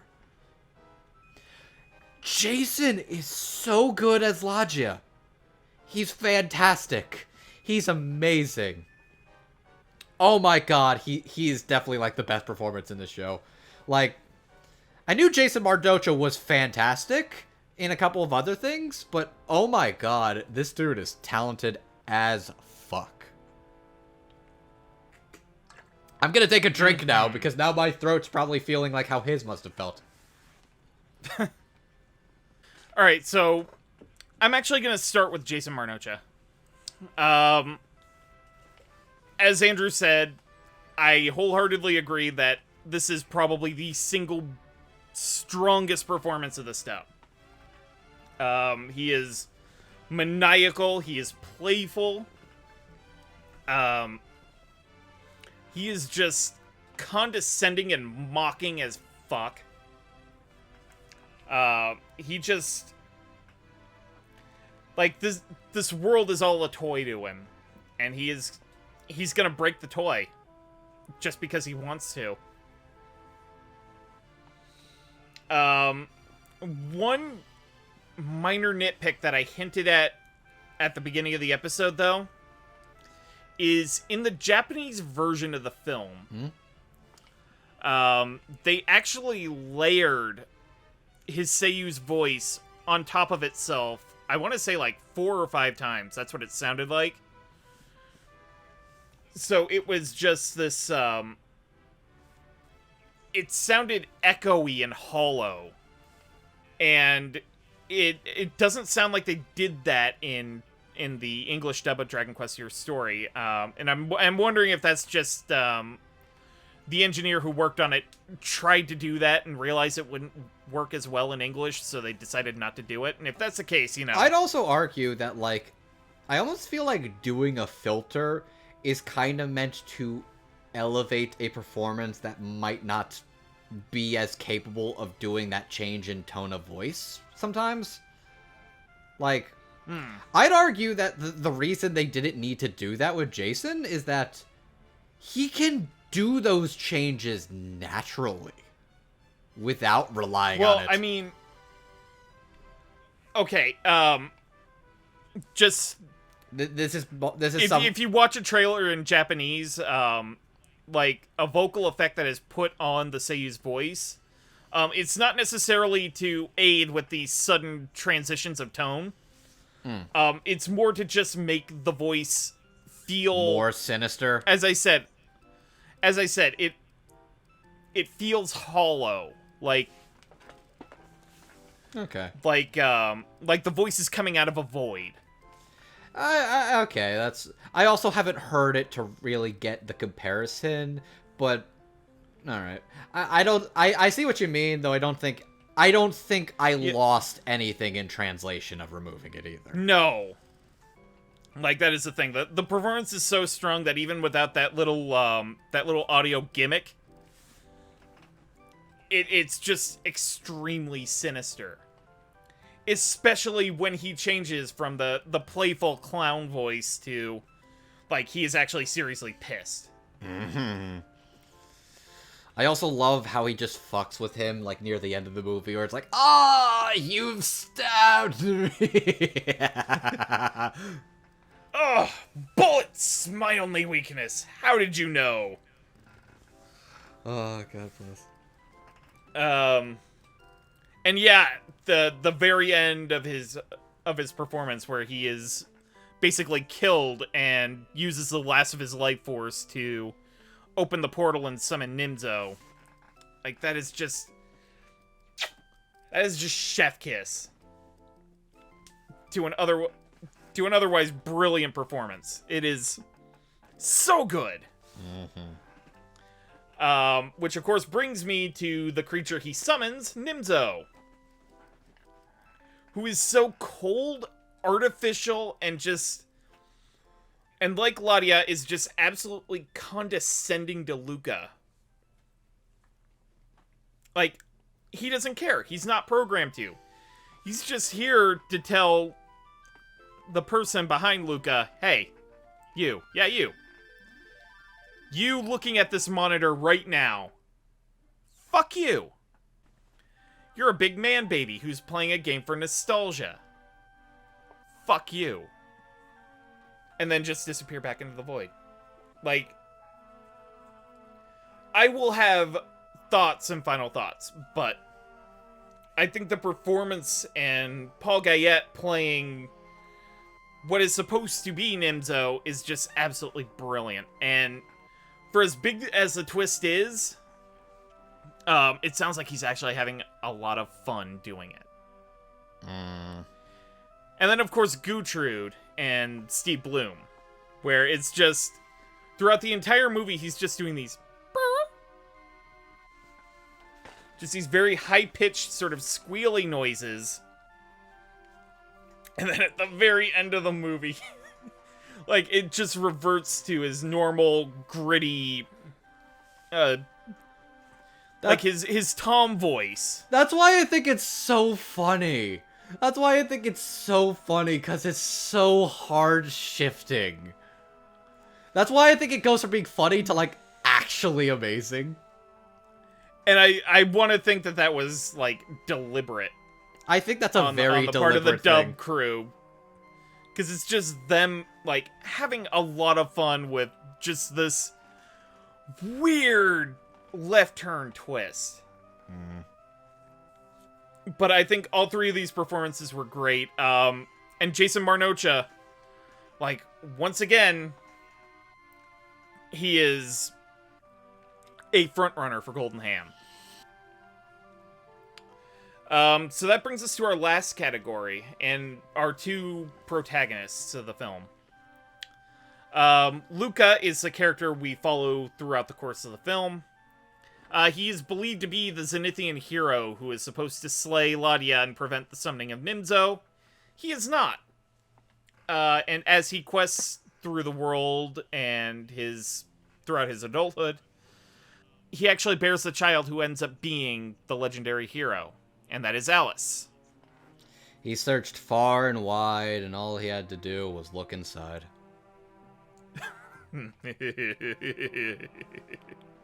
There was at least four other grosser places I could have gone with that, but I'm like, you know what? That one just feels right. Not really much to say here about them. They're sort of quite literally the audience analog. But Luca is played by Yuri Lowenthal, and Alice by Hudson Lovero. Yuri Lowenthal, you would probably best know as Sasuke from the Naruto franchise. He's also been in a lot of stuff, like Tiger and Bunny, Code Geass. To say that Yuri Lowenthal is a big name is an understatement.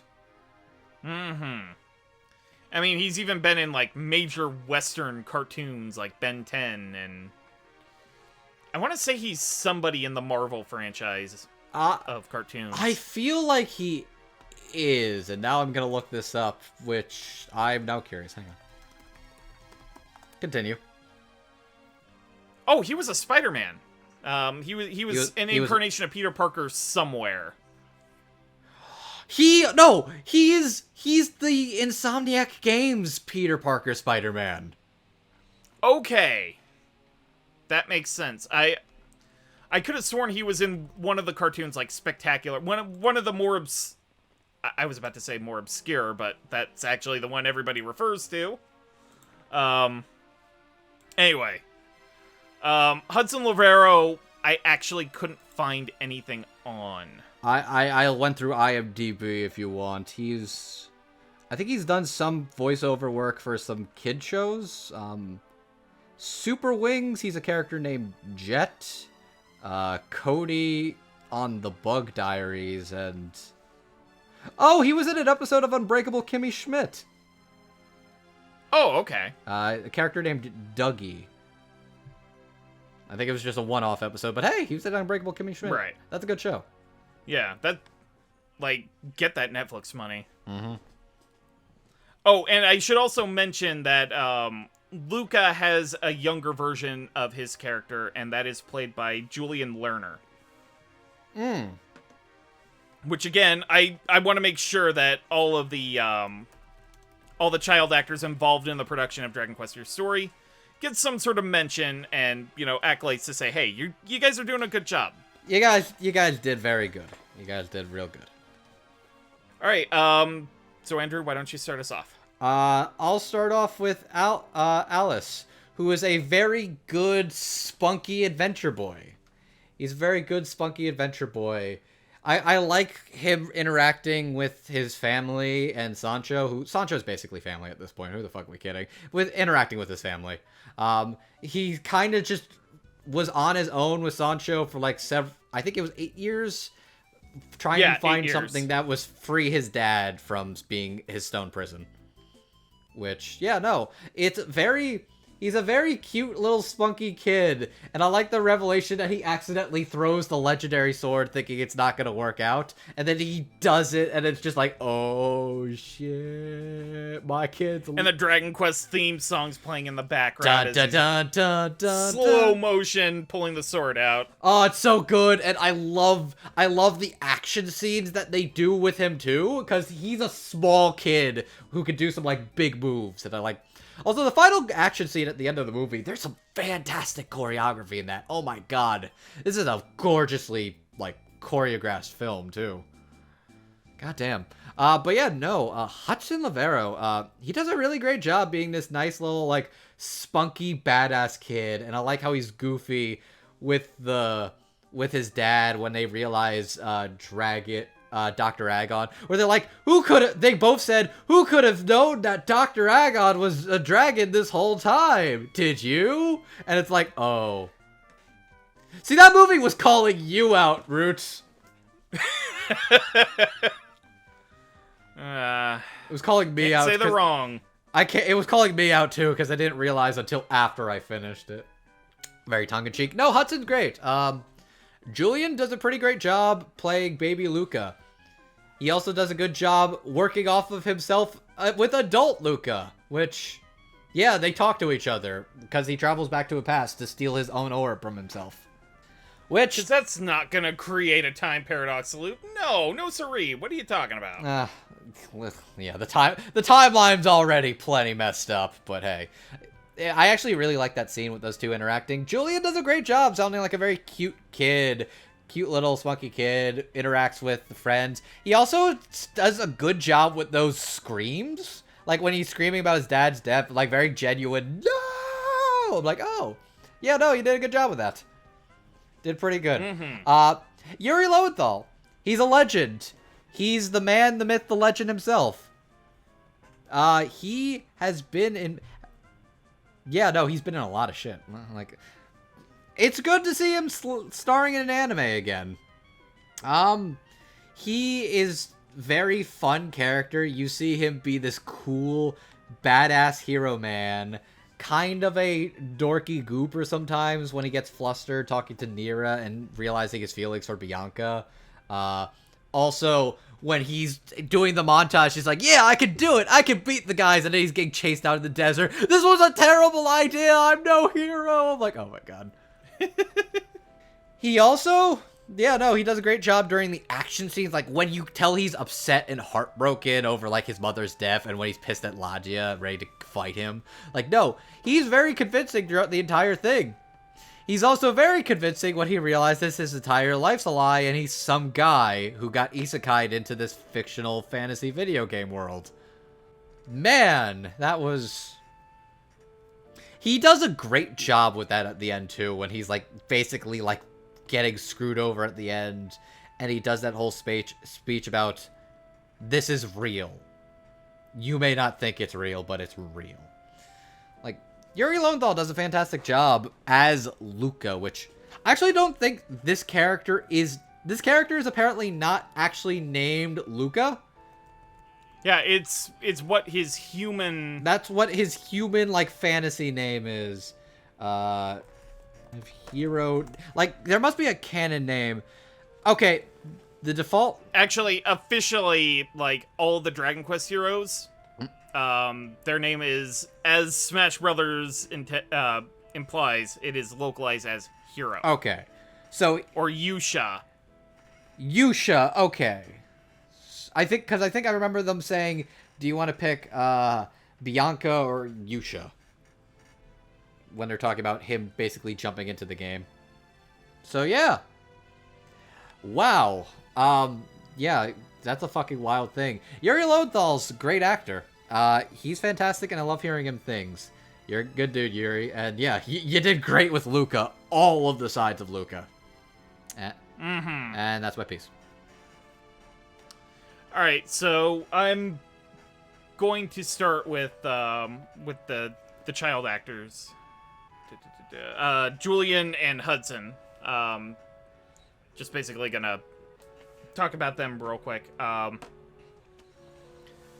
Like, not much to Julian's performance. It's just a couple lines in the beginning, and then the scene where Luca goes back in time to talk to himself and steal the orb from him. I think he did a really good job. Again, not much to the character, but I hope to hear Julian in more things that end up coming our way. Hudson gets a little more to do just because he's the chosen hero and he actually gets to throw the sword into the portal to put an end to things, which didn't. It almost did. He tried. He put the effort in. I think he did a really great job with it. Like, he does a lot of they both do a lot of yelling and screaming and, raucous celebration and all that. Yeah, I think they did well. And so Yuri Lowenthal, who you are following throughout the course of this adventure, you are led to believe that he is basically the self-insert the entire film. Well, like, he is very... Well, I mean... He is very... You're not wrong. He is very stoic when he first appears. But he also... he also gets these really fun moments of personality. Like, when he's basically slathering himself in shit and dumping himself into a barrel to escape the slave camp. God bless. I just love that, the monsters are opening up the barrel to see what's inside, tip it over, and then it's just... They're covered in shit. Him and Zeno flopped over and basically looking like zombies, and it's absolutely hilarious. Oh, it's a delightful scene. But also, like you mentioned, the sort of tangled montage where it's like, yeah, I can do this. I can become the hero. No, I can't become the hero. No, I can't become the hero. What am I doing? Just that wonderful contrast. And slowly growing into emotions as the movie goes along. Just because I think that's sort of one of the ways the movie is hinting at, oh, this is not going to be sort of the full-on adaptation of Dragon Quest V you think it's going to be. Because, you as a player are supposed to insert yourself into the hero. Put whatever aspects of your personality you want in there, that kind of thing. Because it's a JRPG protagonist, and that's how it works. As Luca slowly comes into himself as a character, you are slowly distancing yourself from him, and then you get to the big reveal. And then it's a commentary on that, which I think is cool. But I'll have more thoughts about that, actually right now, as we get into our final thoughts. Okay, let's just go into... So this is just going to be basically... Okay, here's what this section is going to be. It's going to be us saying, you know what? This was a pretty good, enjoyable movie. While we are admittedly not huge fans of Dragon Quest, nor have we played the game this is based off proper to really have a opinion of it, as somebody, even if this is a rushed, truncated adaptation, I got a pretty good feel for what the majority of the story was. Yeah. I got a pretty good idea of the big story beats, the big things of who these characters were. I thought it was a little... I watched this on a rewatch, and I finally got, the literal playing of the original game was supposed to be important for this movie, too, because that was stuff they didn't go into, but it was, because they show you him as a kid, the stuff with his mom getting kidnapped, him meeting Nira for the first time, them going up in town to fight ghosts and get a dragon orb. That's something they show in the original game before they go into the movie, which I was neat to see. And that was all in-game footage. It was, yes. So, as far as my thoughts of the actual movie and the dub, the movie is a pretty good movie. It's a pretty good, anime video game adaptation movie that is enjoyable. It's absolutely goddamn drop-dead gorgeous. The dub, it has some quirks here and there, but it's a pretty good dub. It is a pretty good dub that I definitely recommend. Even with the thing that this movie has, I could still recommend this, being hey, if you're on Netflix and you want to check out something interesting, this movie is definitely worth your time and worth a watch. So let's talk about what this film's thesis is. Here we go. The actual surprise thesis of what this movie is about.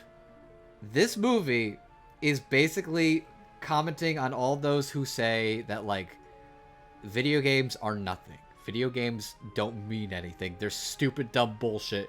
You're just some nerd trying to capture that flame from long ago of boredom. It's just a video game. Who cares? It doesn't matter. Oh, it's basically a commentary of those who are like, oh, it's just product. Consume more product. Consume the product. The product doesn't matter. You finish product, start another product. Consume product. It's like, no. The time you spent with these people, the time you spent with these characters, the time you spent with this world, the story, the environment, that matters. That helps you, like, expand your mind. Like, I've played these long-term RPGs where I've spent so much time, energy with these people, these characters, their stories, their struggles. Like, how many, like, even if it wasn't Dragon Quest for you, how many people, was it Final Fantasy? Was it Chrono Trigger? Was it Persona? How many of it was any one of those big RPGs that you grew up on, where you grew up with these people, these characters, and found yourself enthralled in this world? The thesis of Dragon Quest Your Story is saying that matters. Those stories and those experiences you had with those people and characters, they're real. They're important. Cherish them. That's what the thesis of this movie is, and I wanted your opinion of that, Roots. Yeah. First of all, getting it out of the way, the dub itself is very solid. Like, had a very...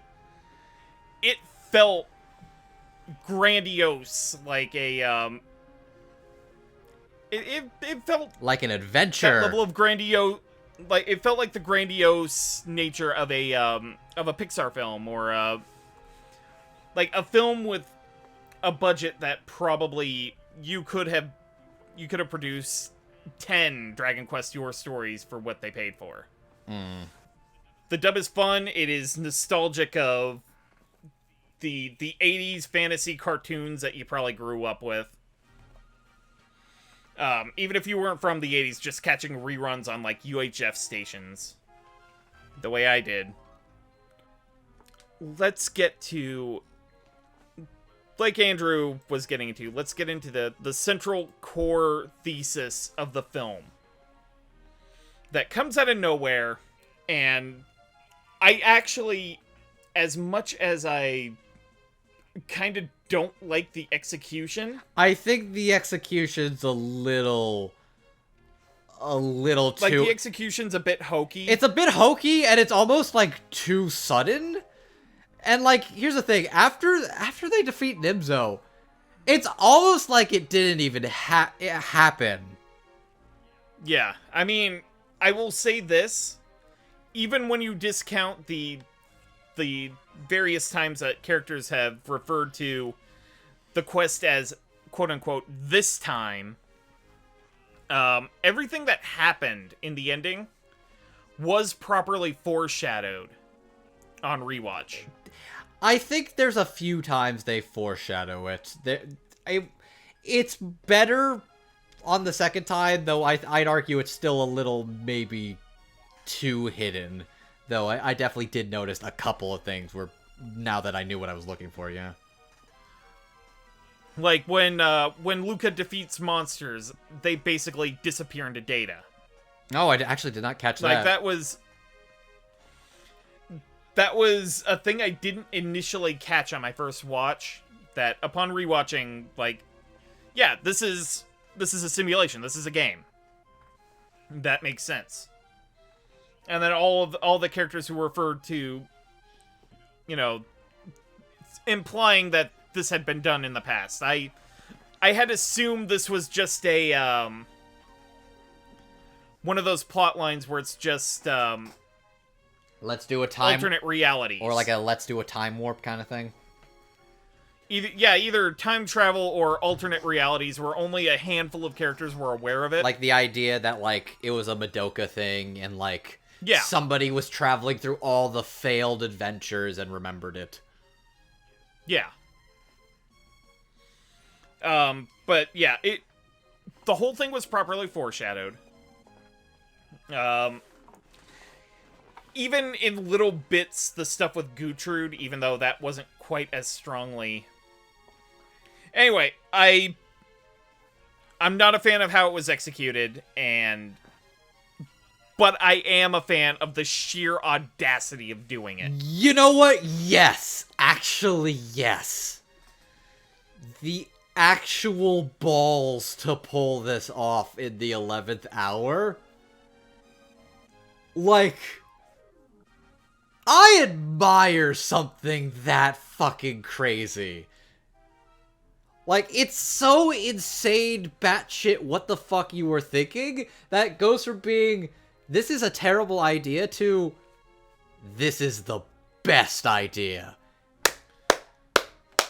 Like, I actually love the ending for that reason. Yeah. Like, you could have just done an end-to-end adaptation of Dragon Quest V, and it would have been a great movie. It would have been a pretty okay movie. It would have been a pretty good movie, yeah. I don't think it would have been, like stupendous, but it would have been pretty good. Like, it would have been a great film that you just sat, watched, and, you know, you probably wouldn't go back to rethinking about it a week later. But the fact that they had the sheer audacity to go in and do this batshit crazy twist. God damn. Which is in and of itself a commentary about your experiences, not just with Dragon Quest, but with really any game you spent a significant amount of childhood with. Like, this could have just as easily been a game about Miss Pac-Man. And it would have been the same thing. But I also have to appreciate the accidental timing of its release. Because this film was released in Japan in August of last year. Okay.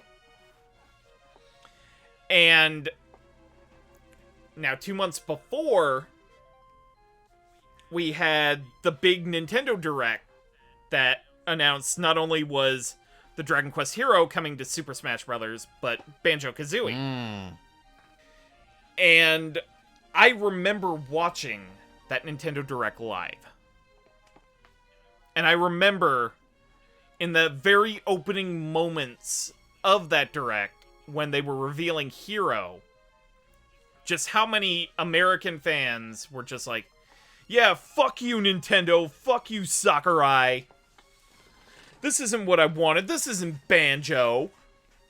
This isn't what we deserve. It's like, it's not about what you fucking deserve. In the core thesis of the ending, that, like, all of the experiences you've had with entertainment that felt significant to you were actually significant. Both the reveal of the Dragon Quest Hero and Banjo-Kazooie, which are important for, you know, two different gamers in Japan and then gamers in the US and Europe. Which, you know, for sure. As it turned out, there was a lot of crossover appeal for both in both territories. But it's like the same way, it's like their experiences for Dragon Quest S matter. Your experience growing up with Banjo-Kazooie, that also mattered. This world, this character. All of these things you have played and experienced, all of these treasured memories, they're not just simulated nostalgia. They're important. You grew up with that. They made your days brighter and happier. Like, the experience of getting the game from your parents. Asking your older brother or sibling to beat a difficult boss for you. Like, these are all valid experiences that have significant nostalgia to them. And it is for that reason that I just abso-fucking-lutely respect the sheer fucking audacity of Dragon Quest Your Story to just, in the 11th hour, flip the script for a message that, yeah, the stuff that you played as a child, all of that is valid. Your memories, your experiences, your time with these worlds and characters, they matter to you. Because that is your story. Yeah. Cue the end credits. Da da da da da da. I guess the summation of my thesis of this film is, even if you don't like the way that it ended, and the way that, the writers decided to implement this twist. Like, it is a very important message that not just your experiences with a piece of entertainment matter, but an interpretation somebody else has of the same material, that is also important, and that is also something you... Like, even if it's an I don't like it kind of deal, like, it's something you should respect, because it's just your opinion, man. Thank you. Well said. Well said. Like, opinions are opinions, and, like, pleasant memories that you have might not be the same kind of memories that somebody else has. Just be respectful of each other. Don't be a dick on the internet who programs a virus to literally call you a fucking loser. Don't be that guy. I think that's the core thesis of this movie, and it's something I can respect. Mm-hmm. So, if you would like to check out Dragon Quest Your Story, it is available via Netflix. And this is global Netflix. It's not just like a US-Canada thing. It is everywhere, I believe, including Japan. And I think the English dub is basically universal with all of these regions. Anyway, I believe it's about $13 a month now, but you probably know somebody who has an account and you can just borrow it.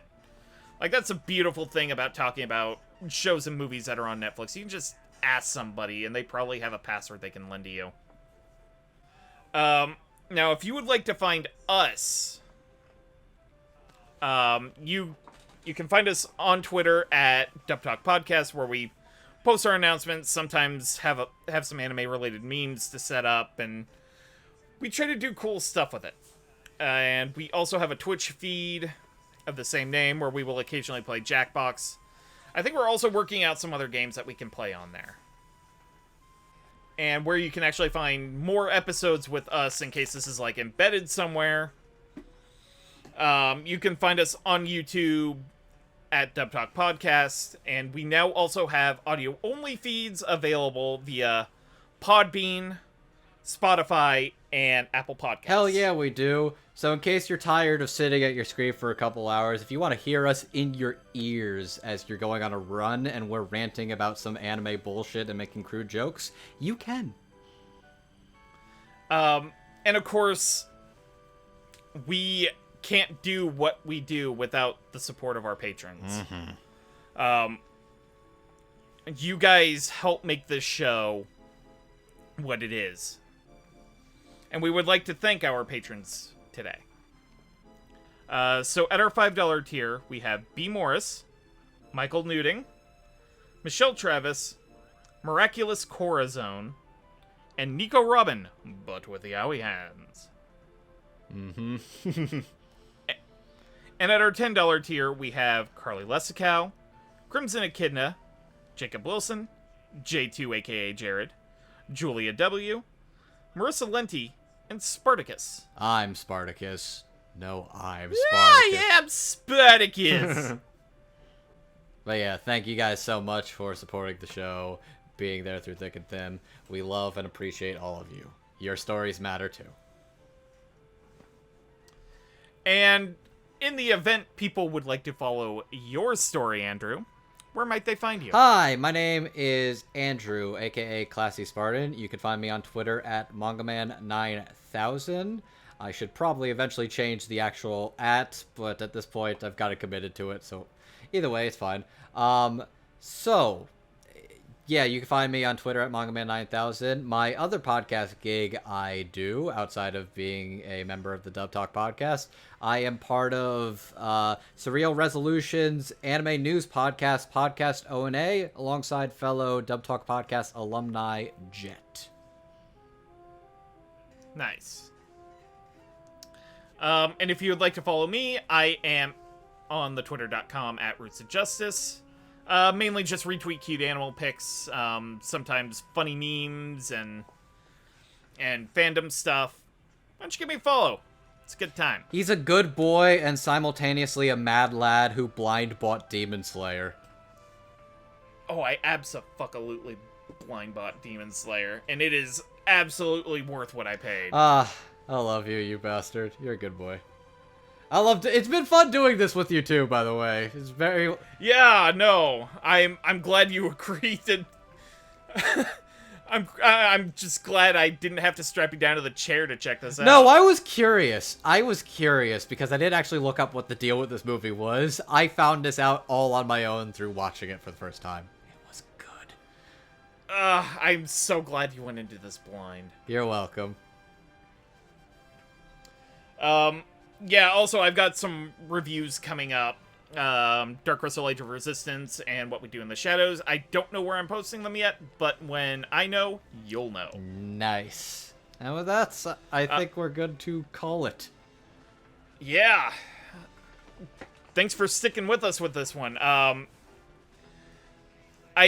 love talking about... I just love talking about movies. Anime movies with you guys, and it's... Summer at the Movies has been a really fun experiment to work with. For sure. Thank you for supporting this crazy experiment of ours, too. Expect some more movies in the next coming weeks. So with that, I would like to wish you all a good evening, and otaku on that daba. Dun dun dun dun dun dun dun dun dun dun dun dun dun.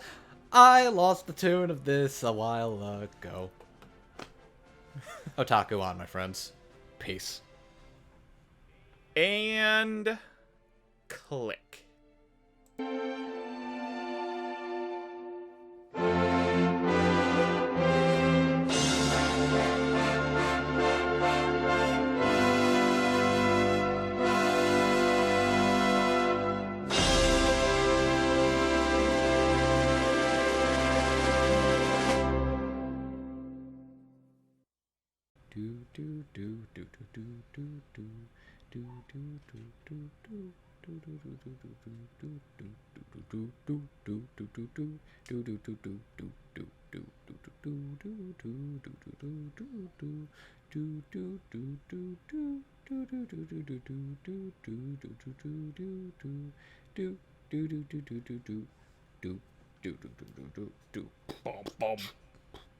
Boop, boop, boop, boop, boop, boop, boop.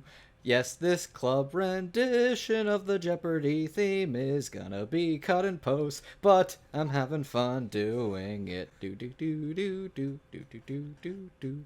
You do do. Or will it actually be cut? Oh god, I don't know. All right.